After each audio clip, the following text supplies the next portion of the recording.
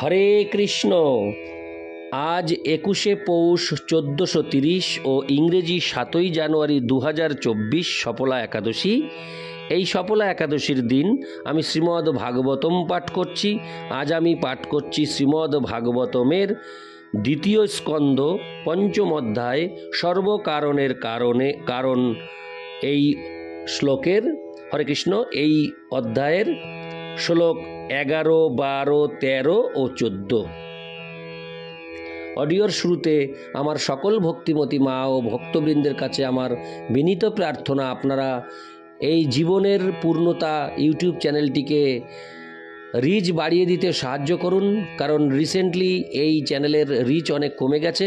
তাই আপনাদের কাছে করজোড়ে নিবেদন, আপনারা জীবনের পূর্ণতা এই ভাগবত চ্যানেলটিকে সাবস্ক্রাইব, লাইক ও কমেন্টস করে আরও সামনের দিকে এগিয়ে যেতে সহযোগিতা করুন। আপনাদের সহযোগিতা ছাড়া এই চ্যানেলের উন্নতি কখনোই সম্ভব হবে না, এবং আপনাদেরকেও আমি এই শ্রবণ করাতে পারবো না এই মহামূল্যবান মানব জীবনের সম্পদের কথা।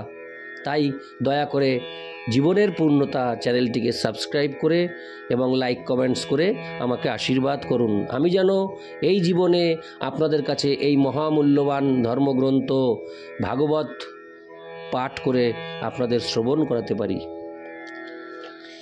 নারায়ণ হে নারায়ণ, ভবভয়হরণম নারায়ণ।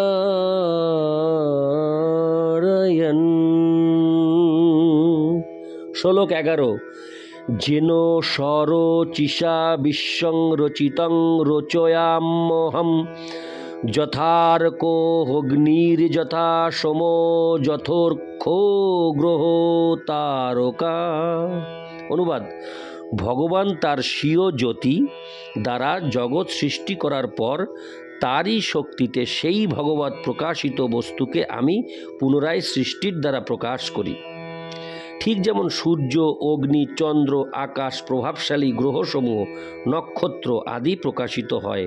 তাৎপর্য: ব্রহ্মা নারদকে বললেন যে সৃষ্টির বিষয়ে তিনি যে পরম সৃষ্টিকর্তা নন সে সম্বন্ধে নারদের ধারণা ঠিক। কখনো কখনো অল্প বুদ্ধিমত্তা সম্পন্ন মানুষেরা মনে করে যে ব্রহ্মা হচ্ছে সর্বকারণের পরম কারণ, কিন্তু ব্রহ্মাণ্ডের সর্বোচ্চ অধিকর্তা ব্রহ্মার মাধ্যমে নারদ মুনি সেই বিষয়টি পরিষ্কার করে দিতে চেয়েছেন। আইনের ব্যাপারে সুপ্রিম কোর্টের রায় যেমন সর্বোচ্চ, তেমনি বৈদিক জ্ঞানের ব্যাপারে ব্রহ্মাণ্ডের সর্বোচ্চ অধিকর্তা ব্রহ্মাজির সিদ্ধান্ত সর্বোচ্চ। পূর্ববর্তী শ্লোকে আমরা প্রতিপন্ন করেছি যে নারদ মুনি ছিলেন একজন মুক্ত আত্মা। তাই যে সমস্ত মূর্খ মানুষ তাদের মন গড়া ভগবান সৃষ্টি করে অথবা কোনো প্রতারককে ভগবান বলে মনে করে, তিনি তাদের একজন ছিলেন না। তিনি নিজেকে একজন অল্পজ্ঞ বলে উপস্থাপন করেছেন, কিন্তু অত্যন্ত বুদ্ধিমত্তা সহকারে তিনি এভাবে সর্বোত্তম মহাজনের কাছে তার সন্দেহ ব্যক্ত করেছেন, যাতে তার দ্বারা তা নিরসন হওয়ার মাধ্যমে অজ্ঞ ব্যক্তিরা সৃষ্টি এবং স্রষ্টার জটিল তত্ত্ব যথাযথভাবে অবগত হতে পারে। এই শ্লোকে ব্রহ্মাজি অল্প বুদ্ধি সম্পন্ন মানুষদের ভ্রান্ত ধারণা দূর করেছেন এবং প্রতিপন্ন করেছেন ভগবান শ্রীকৃষ্ণের উজ্জ্বল রশ্মিচ্ছটা কর্তৃক এই বৈচিত্র্যপূর্ণ জড় জগৎ সৃষ্টি হওয়ার পর তিনি তা প্রকাশ করেন। ব্রহ্মাজি তার ব্রহ্মসংগীতাতেও সেই তত্ত্ব বিশ্লেষণ করে বলেছেন, যস্য প্রভা প্রভবত জগদণ্ড কোটি কোটিস্য শেষ বসুধাদিবিভূতি ভিন্নম তদ্ব্রহ্ম নিষ্কলম অনন্তম অশেষভূতম গোবিন্দম আদি পুরুষং তমোহং ভজামি। আমি পরমেশ্বর ভগবান আদিপুরুষ গোবিন্দের ভজনা করি। ব্রহ্মজ্যোতি নামক যার অনন্ত অসীম এবং সর্বব্যাপ্ত দেহ নির্গত রসিচ্ছটা হচ্ছে বৈচিত্র্যপূর্ণ পরিবেশ এবং অবস্থা সমন্বিত অসংখ্য গ্রহ নক্ষত্র আদি সৃষ্টির কারণ। সেই বর্ণনা ভগবদ্ গীতাতেও করা হয়েছে। শ্রীকৃষ্ণ হচ্ছেন ব্রহ্মজ্যোতির উৎস। বৈদিক অভিধান নিরুক্তিতে প্রতিষ্ঠা শব্দটির অর্থ বিশ্লেষণ করে বলা হয়েছে যা স্থাপন করে। অতএব ব্রহ্মজ্যোতি স্বতন্ত্র বা স্বয়ংসম্পূর্ণ নয়। ভগবান শ্রীকৃষ্ণ হচ্ছেন ব্রহ্মজ্যোতির স্রষ্টা। যে সম্বন্ধে এই শ্লোকে বলা হয়েছে স্বরচিষা বা ভগবানের অপ্রাকৃত দেহ নির্গত রসিচ্ছটা, এই ব্রহ্মজ্যোতি সর্বব্যাপ্ত এবং তারই প্রভাবে সমগ্র জগৎ সৃষ্টি হয়েছে। তাই বৈদিক শ্লোকে ঘোষণা করা হয়েছে যে সমগ্র সৃষ্টি ব্রহ্মজ্যোতি কর্তৃক প্রকাশিত। তাই সমগ্র সৃষ্টির বীজ হচ্ছে ব্রহ্মজ্যোতি এবং সেই অন্তহীন এবং অগাধ ব্রহ্মজ্যোতির প্রতিষ্ঠা হচ্ছেন ভগবান। তাই ভগবান হচ্ছেন সমগ্র সৃষ্টির পরম কারণ। আমাদের কখনো মনে করা উচিত নয় যে ভগবান একজন কামারের মতো হাতুড়ি অথবা অন্যান্য যন্ত্রের সাহায্যে সৃষ্টি করেন। ভগবান তার শক্তির দ্বারা সৃষ্টি করেন। তার বহু প্রকার শক্তি রয়েছে। ঠিক যেমন একটি ক্ষুদ্র বটগাছের বীজে বিশাল বটবৃক্ষ সৃষ্টি করার ক্ষমতা রয়েছে, তেমনি ভগবান তার ব্রহ্মজ্যোতি দ্বারা বিভিন্ন প্রকার বীজ উৎপন্ন করেন, যা ব্রহ্মার মতো ব্যক্তি কর্তৃক জল সিঞ্চনের ফলে বিকশিত হয়। ব্রহ্মা বীজ সৃষ্টি করতে পারেন না, কিন্তু তিনি বীজকে বৃক্ষে পরিণত করতে পারেন। ঠিক যেমন একজন মালি জল সিঞ্চনের দ্বারা বাগানের তরু লতাদের বর্ধিত করে। এখানে সূর্যের যে দৃষ্টান্তটি দেওয়া হয়েছে তা অত্যন্ত উপযুক্ত। জড়জগতে সূর্য, অগ্নি, বিদ্যুৎ, চন্দ্রের কিরণ ইত্যাদি প্রকাশের কারণ। আকাশে সমস্ত জ্যোতিষ্ক সূর্যের সৃষ্টি। সেই সূর্য ব্রহ্মজ্যোতির সৃষ্টি এবং ব্রহ্মজ্যোতি হচ্ছে ভগবানের দেহ নির্গত রসিচ্ছটা। তাই পরমেশ্বর ভগবান হচ্ছেন সমগ্র সৃষ্টির পরম কারণ। ইতি শ্লোক 11। শ্লোক 12। তস্मै নমো ভগবতে বাসুদেবায় ধীমহি জন্মায় দুর্জয় মাং বদন্তি জগদ্গুরু।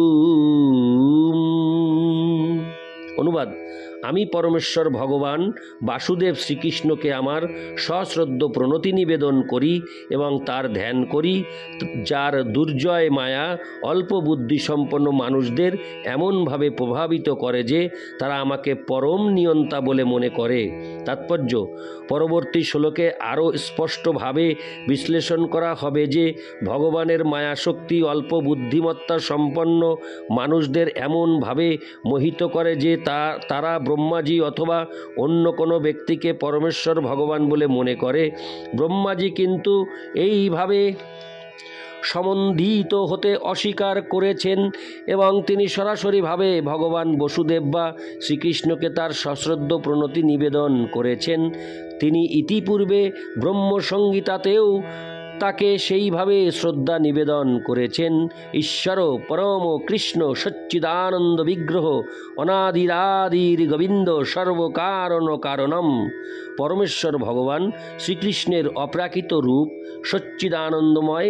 তিনি অনাদির আদি এবং সর্বকারণের পরম কারণ। সেই আদিপুরুষ গোবিন্দকে আমি ভজনা করি। ব্রহ্মাজি তার প্রকৃত স্থিতি সম্বন্ধে অবগত এবং তিনি জানেন অল্প বুদ্ধিমত্তা সম্পন্ন মানুষেরা কিভাবে ভগবানের মায়াশক্তির দ্বারা মোহিত হয়ে তাদের খেয়াল খুশি মতো যাকে তাকে ভগবান বলে স্বীকার করে। ব্রহ্মাজির মতো দায়িত্বশীল ব্যক্তি তার শিষ্য অথবা অধস্তন ব্যক্তিদের দ্বারা পরমেশ্বর ভগবান বলে সম্বন্ধিত হতে অস্বীকার করেছেন। কিন্তু মূর্খ মানুষেরা কুকুর, শূকর, উট এবং গদর্ভের মতো প্রবৃত্তি সম্পন্ন মানুষদের দ্বারা প্রশংসিত হয়ে খুশি হয়। এই ধরনের মানুষেরা ভগবদ বলে সম্বোধিত হবার ফলে আনন্দিত হয় কেন, অথবা এই ধরনের মানুষদের মূর্খ তোষামোদকারীরা ভগবান বলে সম্বোধন করে কেন, তা পরবর্তী শ্লোকে বিশ্লেষণ করা হয়েছে। ইতি শ্লোক 12। শ্লোক 13। বিলজ্জমানয়া যস্য স্তাতুমিক্ষা পথেহ মুয়া বিমোহিতা বিকথন্তে মমাহমিতি দুর্ধিয়। অনুবাদ: ভগবানের মায়া শক্তি তার কার্যকলাপের জন্য লজ্জাবোধ করার ফলে ভগবানের সম্মুখে আসতে পারেন না, কিন্তু যে সমস্ত জীব মায়ার দ্বারা মোহিত হয়েছে তারা সর্বদাই আমি এবং আমার এই চিন্তায় মগ্ন হয়ে সর্বক্ষণ প্রলাপ করে। তাৎপর্য: পরমেশ্বর ভগবানের দুর্জয় মোহিনী শক্তি বা তৃতীয়া শক্তি যা অজ্ঞানের প্রতিনিধিত্ব করে তা সমগ্র চেতন জগৎকে মোহাচ্ছন্ন করতে পারে, কিন্তু তবুও তার ভগবানের সম্মুখীন হওয়ার ক্ষমতা নেই। পরমেশ্বর ভগবানের পিছনে থেকে জীবদের মোহিত করে এবং মোহাচ্ছন্ন হওয়ার প্রথম লক্ষণ হচ্ছে যে তারা অর্থহীন প্রজল্প করে।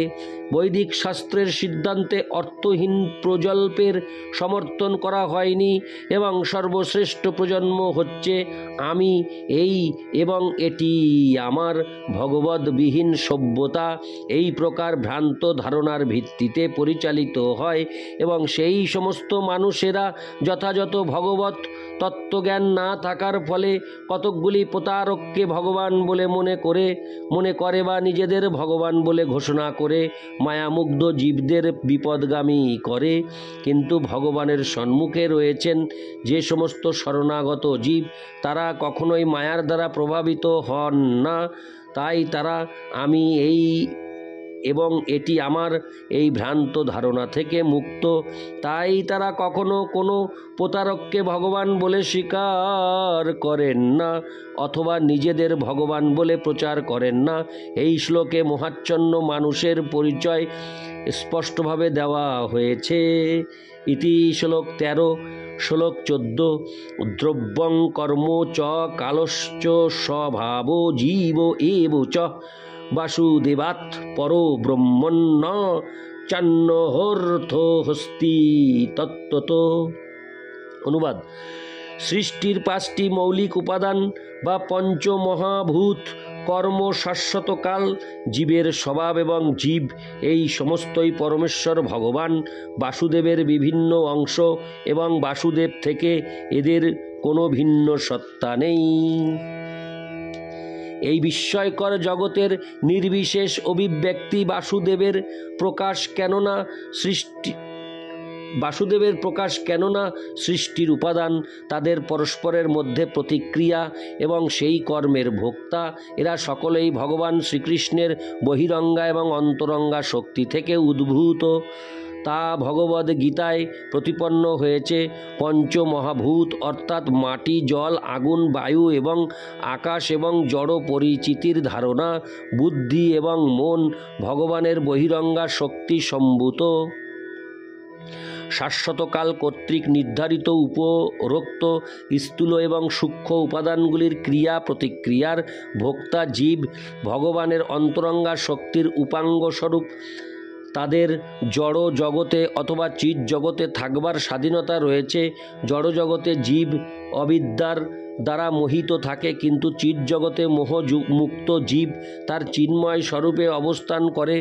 জীবকে ভগবানের তটস্থা শক্তি বলা হয়, কিন্তু সর্ব অবস্থাতেই জড় উপাদান অথবা চিন্ময় বিভিন্ন অংশ পরমেশ্বর ভগবান বাসুদেব থেকে স্বতন্ত্র নয়।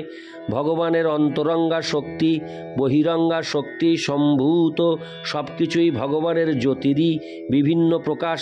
ঠিক যেমন আলোক, তাপ এবং ধূম্র অগ্নির বিভিন্ন প্রকাশ, তাদের কোনোটি আগুন থেকে ভিন্ন নয়, সম্মিলিতভাবে তাদের বলা হয় আগুন।